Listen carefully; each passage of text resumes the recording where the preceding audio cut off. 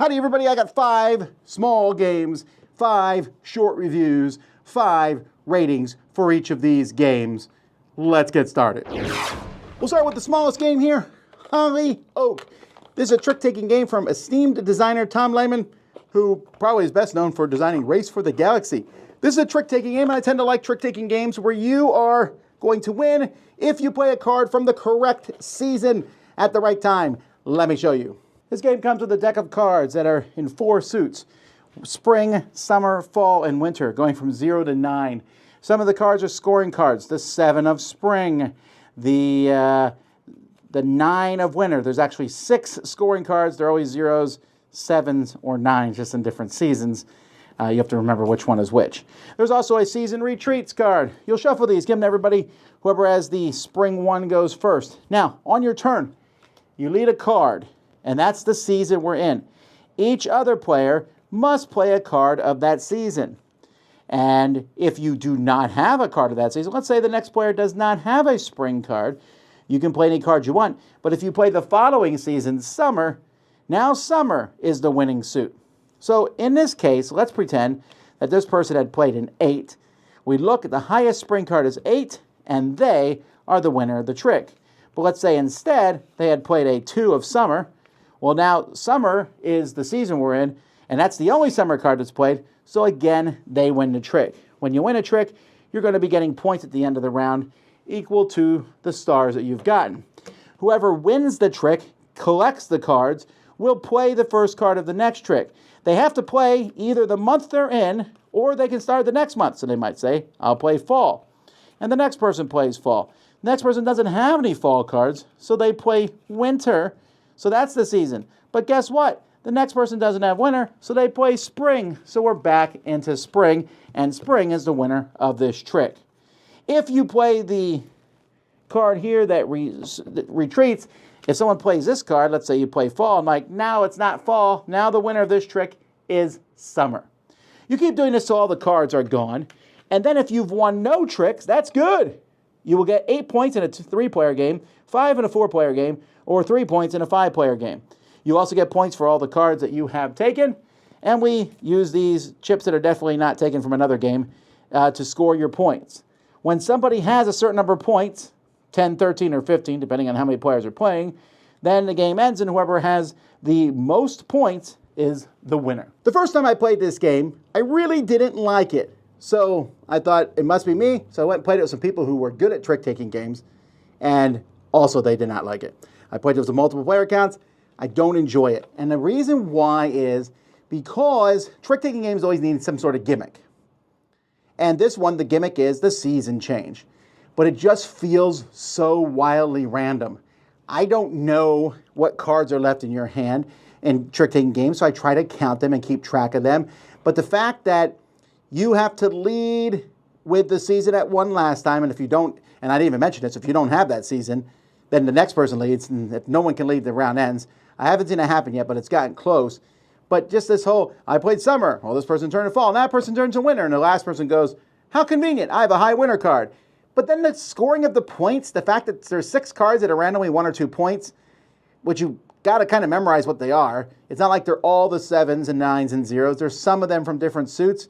And then you best don't want to get any tricks at all if possible. It just felt wildly weird and not in a fun way for me. So this one is just a 5 out of 10, Holly Oak. Here we have Treasure Trove Adventure. So this one is going to be hard to show. So I'm going to, in a moment, I'm going to show you some scenes of my son and me playing this. I played some videos.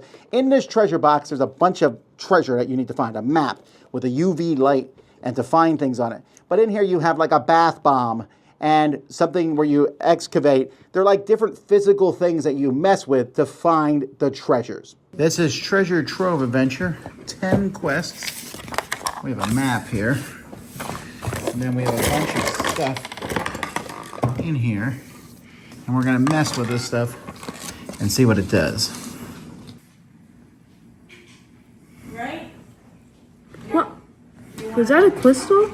Okay, it looks like we found 7 pieces of gold. We are rich. Are we supposed to mine Looks it? like we have found a skull. Yeah, we're going to put the skull in here. Go ahead. Are you enjoying destroying things?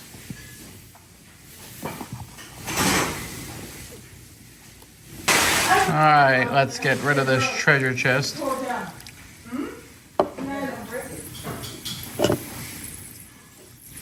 We might need more water. I don't want to put my hands in slime. Do you like slime? Yes. And here it is. Treasure. Gross. Congratulations. Wait, where's the... You got all this treasure. How do you feel? Do you feel rich? No. You're going to take us out for lunch tomorrow. No. Take me to Disney World. No. Did you enjoy this game? What's the point of the key then? I thought this was supposed to be kind of useful for something. Well, maybe it's made out of gold. Maybe I would actually like it if it said something that just would allow you to lock anything. My son likes this one a lot. I think it's okay. It's cheap. It's not much of a game. It's more of an activity than anything else. And it doesn't even call it a game. It says activity things here. But it was pretty enjoyable for him. And he had a great time doing it. Panning for gold, oozing dragonstone, fizzing elven treasure, sandpit dig, skull rock dig, scratch and reveal. So there was 10 different quests in here. That's kind of exaggerating a bit because one of them's looking at the map. It's not really a quest, but there's enough in here. This is a one-time use thing. There's almost nothing left in here because we went through it. But he had fun playing it. 7 out of 10. Fashion Police. Yes, I know. These are the folks who are hunting for me all the time. I was really enamored with this when I first saw it, and they were showing me how you put patterns underneath clothing, and then it's kind of you pick the best one. I like that concept, so I tried it out. Here's how it plays. There are 3 games in this box, but they all kind of revolve around the same thing. You'll be taking an outfit, picking these, and you'll have a hand of cards, and then you're going to use these cards to make an outfit. So, and you see they have different ends on them, so maybe I might do something like this. And that is the outfit that I have made. So you can see there's a bump, a tuck, scalloping on the one side, and there's all sorts of different backgrounds.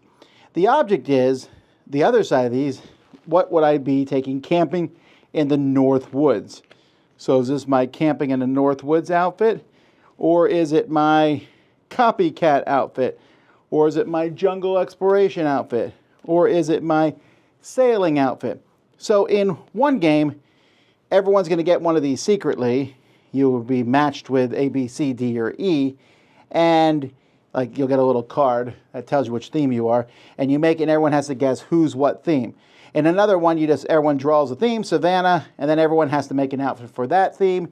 So like I said, the games are kind of similar. One's close to Apples, the other one is closer to Dixit party game.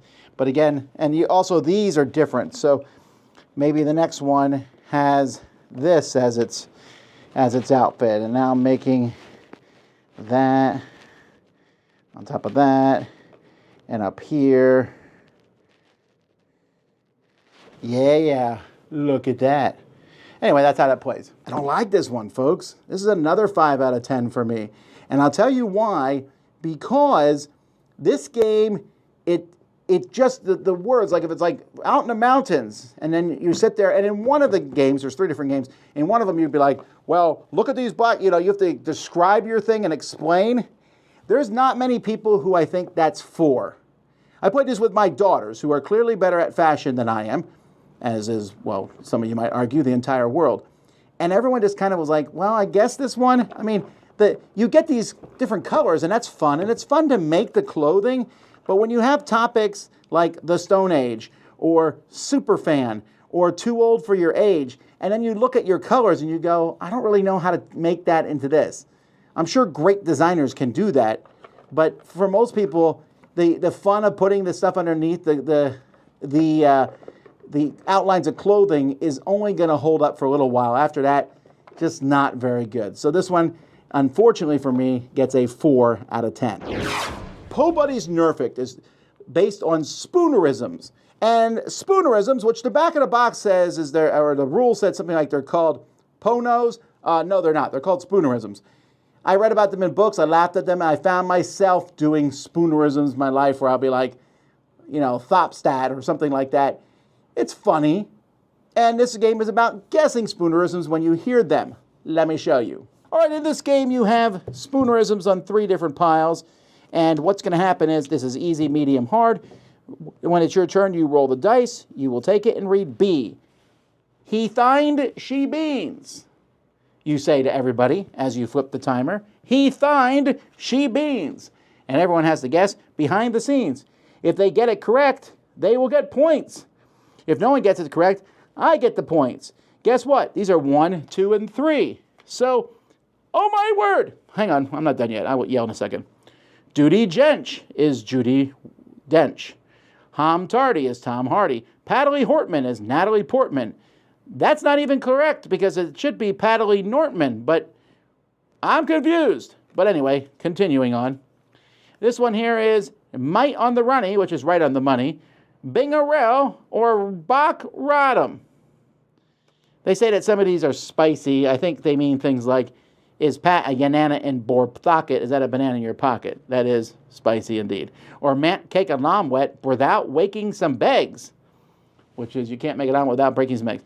Anyhow, that's all the rules. And I can't tell you more because the game literally doesn't tell you. It says when you win, when the game's over, whoever has the most points win. It doesn't tell you when the game ends. Also, these are 3 points. So if you roll these, someone's getting 3 points. And if no one gets it, you will. If you roll this, you get these. You have no choice in the matter. Okay, I'm done. This game's a 2 out of 10. It's so bad. The Spoonerism idea is good. This game is basically Mad Gab. But Mad Gab, which is a game in which you say some words, and when you put them together, they sound like something else.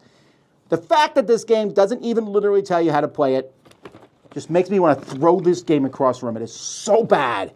How can you not tell people how to play?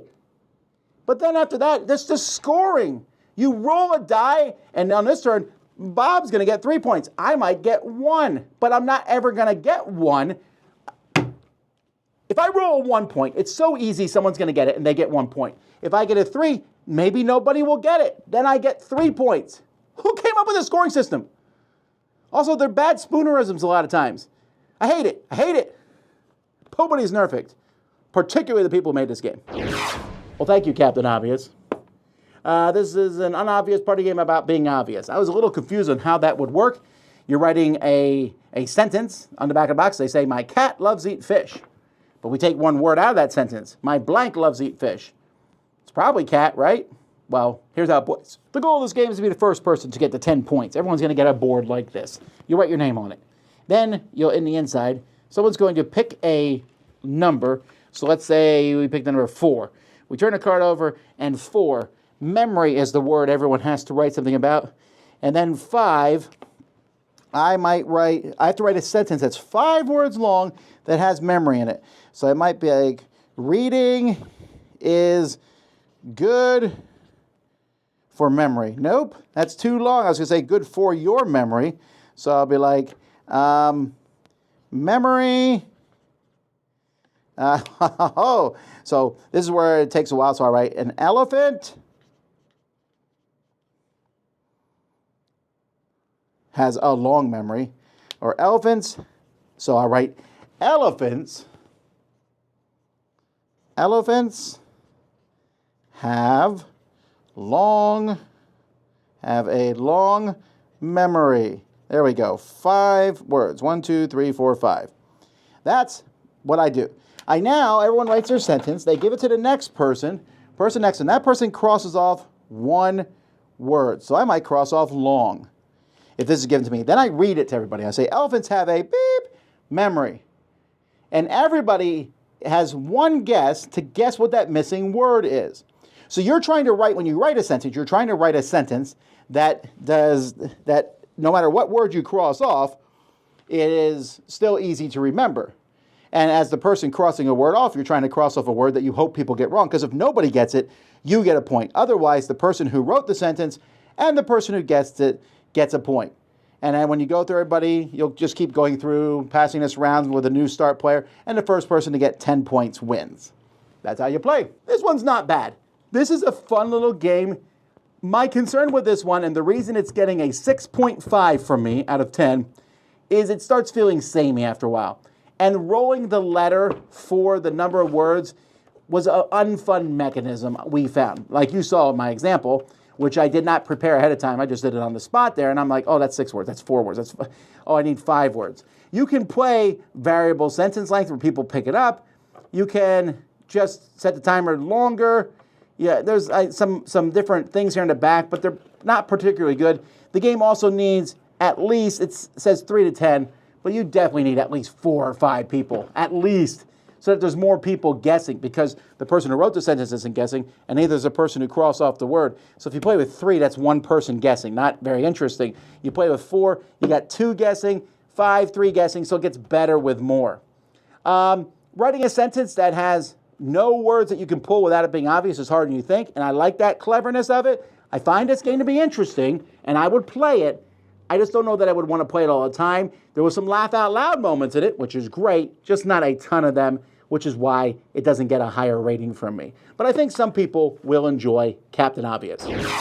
So there you go, folks. That is 5 games. One of them horrific, a couple not so great, and a couple decent ones. Check them out. What do you think of these games? Let me know in the comments. I'm Tom Vasel, and you've been watching The Dice Tower.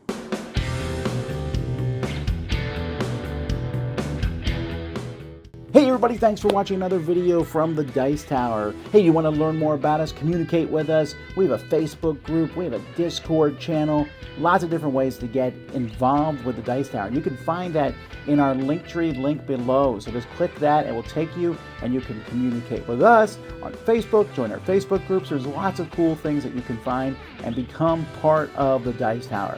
Thanks so much for watching. I'm Tom Vasel.